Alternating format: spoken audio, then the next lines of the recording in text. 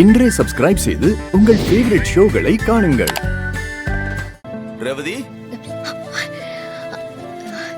வாங்க மாமா. ரேவதி, நான் ஆஸ்திரேலியா என்ட்ரி விசாலாம் பார்த்துட்டேன். சகலையும் என்கிட்ட எல்லாத்தையும் சொல்லிட்டாரு.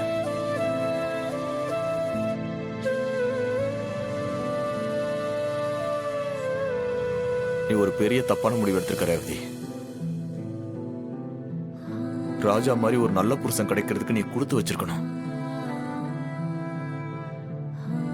நீயும் சகல மேல ஒரு நல்ல அபிப்பிராயத்துல தான் இருந்த.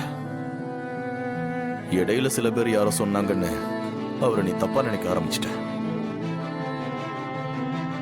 இதுல அந்த மகேஷ் மாயாவோட ரிலேஷன்ஷிப்பை பத்தி உனக்கு தெரிஞ்சிருச்சுன்னு சகல என்கிட்ட சொல்லிட்டாரு.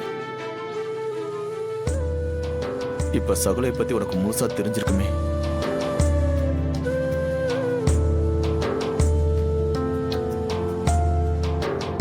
இதுக்கப்புறமும் நீ வெளிநாட்டுக்கு போறது சரியில்லை ரேவதி.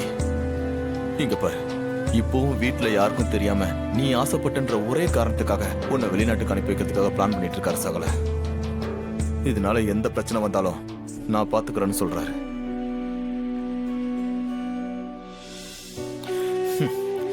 ரேவதி, இந்த உலகத்துல எவனாச்சும் எந்த புருஷனாச்சும் இந்த மாதிரி செய்வானா? நீ அவரை எவ்வளவு அவமானப்படுத்திருக்க.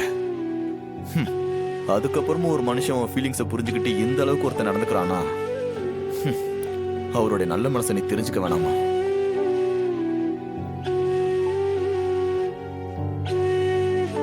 என்னை பொறுத்த வரைக்கும் ராஜா உனக்கு புருஷனா கிடைச்சது அந்த கடவுளோட ஆசீர்வாதம் தான் சொல்லுவேன்.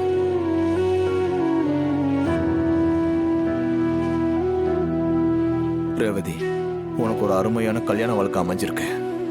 அதை உதறிட்டு போனா நஷ்டம் உனக்கு தான்.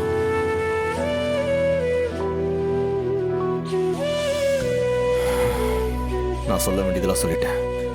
இதுக்கு மேல என்ன சொல்றதுன்னு எனக்கு தெரியல. முடிவு உன் கையில.